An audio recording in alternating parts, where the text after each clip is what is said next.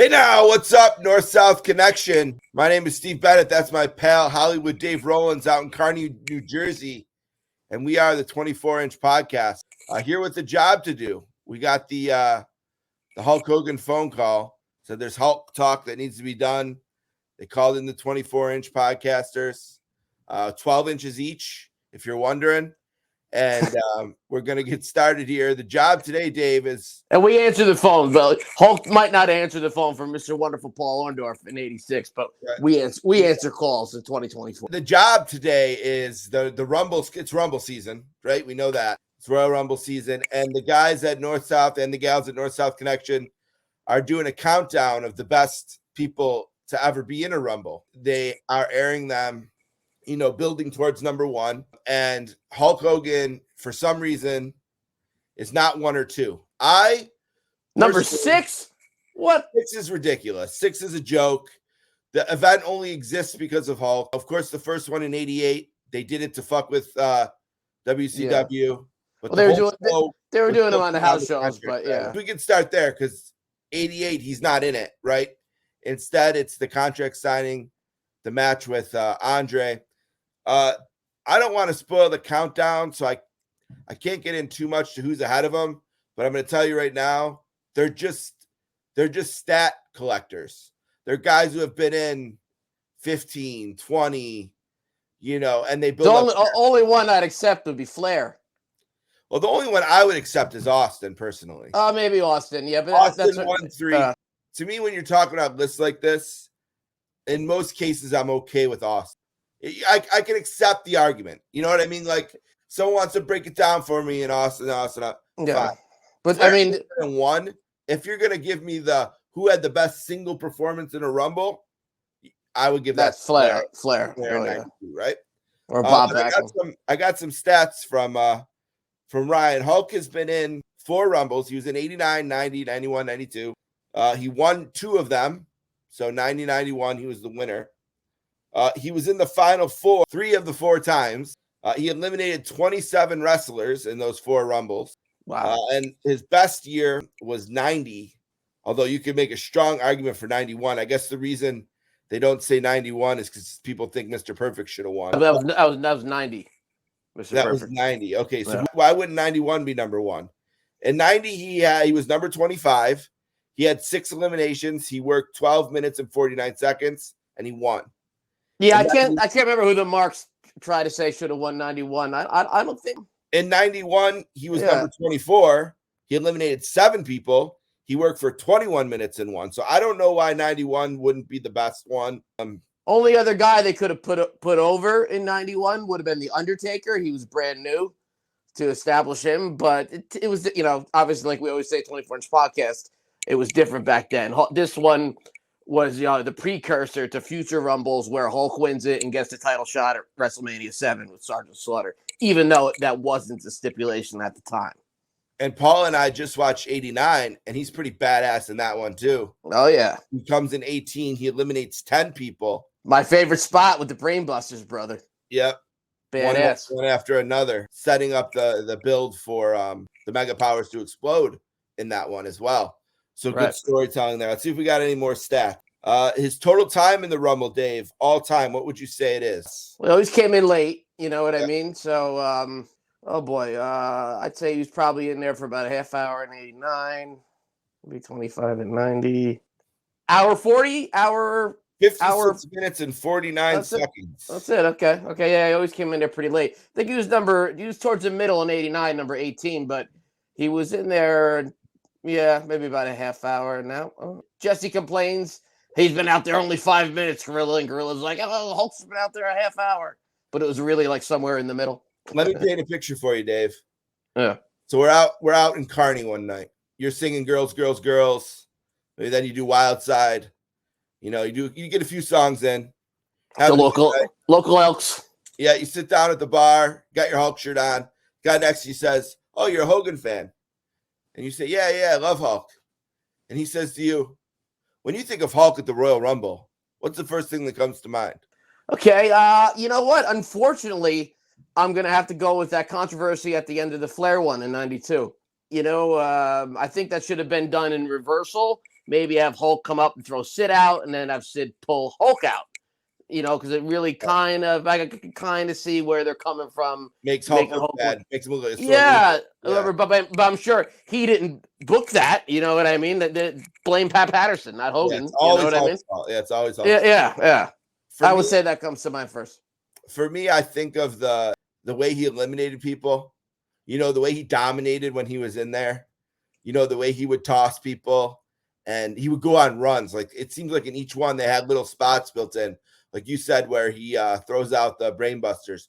He just clears that ring so that the warlord walks in. Yeah, so they can have a show down there. In 91, he's coming out and nobody can see him yet, and here's some kid go, "It's Hulk Hogan," and then boom, he comes running out.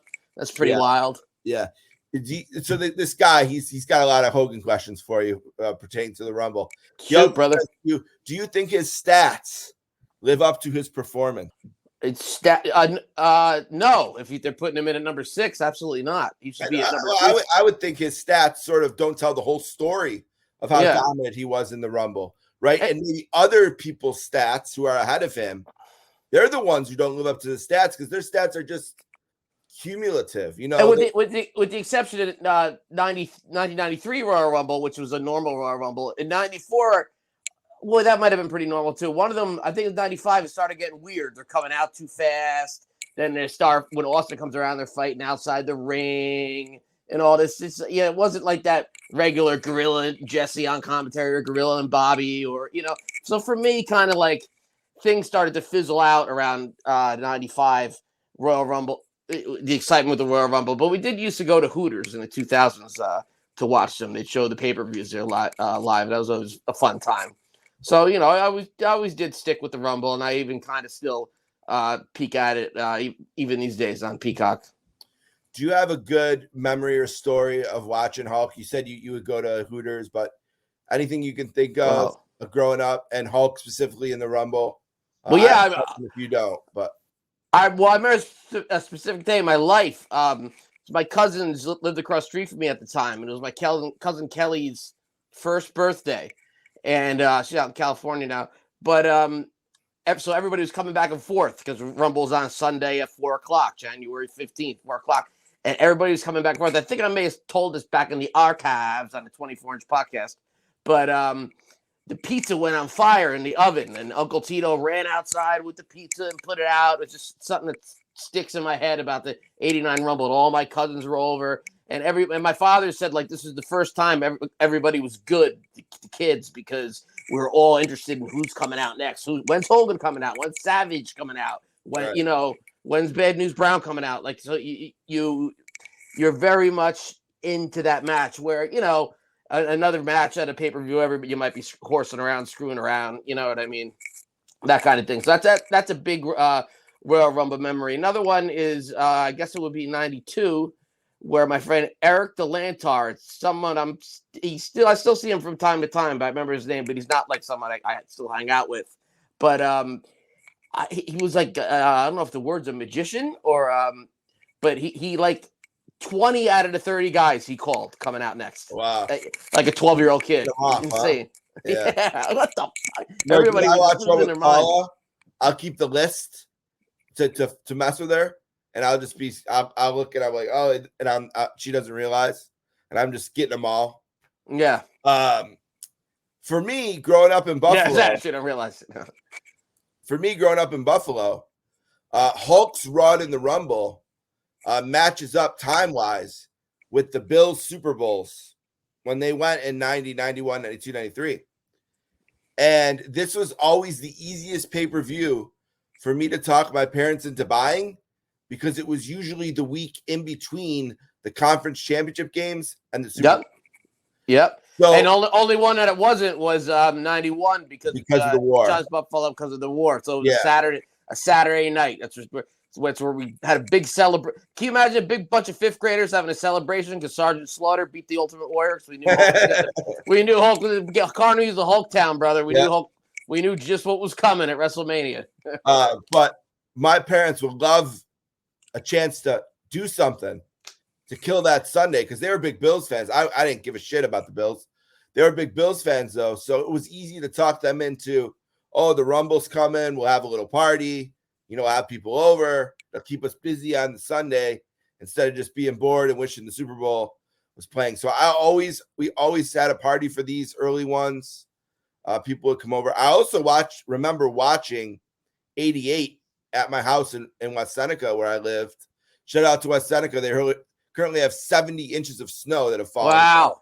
3 days. We have half an inch, 1 inch. School's closed. Everybody's scared. Not everybody's scared. I shouldn't say that, but just it's crazy. And social media, all these clickbaits and all kind of different reports and everything. So who knows? But it is cold here. I got to admit that. About 20 only for. Yeah, but I remember watching it in 88 at my house there alone. Then I remember the bigger parties. Again, during those weeks where the Bills were not playing and getting ready for the Super Bowls, which they would lose. Anything else? Anything you want to say to sum up Hulk as a Rumble? Why don't you make the case for Hulk as number one? What's the case? Because we're sitting here saying, oh, Hulk is 6. That's bullshit. What's truly the case? If you were in the committee ranking here, what would you say to convince them to move Hulk to 1? Because they probably got the biggest buy rates, these pay-per-views, aside from the one Austin was probably on in the Attitude Era, probably equaled them. But you got to go with inflation there too. But they probably made the most money in these, and it was the most popular at the time when Hogan was winning them. And I also want to, aside from the Rumble, before I forget, give a shout out to Hulk Hogan, who's going to be celebrating his 40th anniversary this Tuesday at beating the Iron Sheik for WWF title. Madison Square Garden. And one more shout out to Hulk Hogan for making eyewitness news right here, brother. In New York City for saving a 17-year-old girl along with his friend Jake in a car that had flipped over. Now, how many wrestlers in that position you think would still make this happened in Tampa, Florida, would still make the eyewitness news? The Rock, obviously. I don't know if Austin, if it happened out where he lived, would make the news. He's a big name. He's a big name still. So like it has that. Oh, John Cena, yes, celebrity Cena, but certainly not CM Punk. No way. So your case for Hulk being 1 is to me, he's the foundation for which the Rumble is built. He has the Babe Ruth argument, right? He was putting up Rumble stats. He was hitting 60 home runs in the Rumble when the whole rest of the league was hitting 60 total. He was doing things that nobody else could have dreamed of doing, way before some of the guys I know are going to be ahead of him. Guys who would tell you, hey, I was there watching as a kid. That's the reason I'm in wrestling, if they're being honest. But, he was the guy. He is the reason the Rumble became a Big 4 pay-per-view. It was another thing that he was involved in and dominated. And forever to me, Hulk is like Babe Ruth is to baseball, and every once in a while, a Shohei Ohtani comes around and everyone rushes to say that, oh, Ohtani's better than Ruth, Ohtani. But there's always going to only be one Hulk Hogan. There's only one Babe Ruth. And he's the guy. And look, if you wanted to come back at me with Austin, I could probably hear you out there. Right. There is that saying that Hulk made Vince McMahon a millionaire and Austin made Vince McMahon a billionaire. There is some truth to that. And I could find myself to saying, okay. I don't think the Austin era had that family feel, even though it was very popular. I don't think the Royal Rumble, your parents were interested in this. You know what I mean? Like everybody, your little sister, your little brother, your big brother, big little sister, your sister's boyfriend.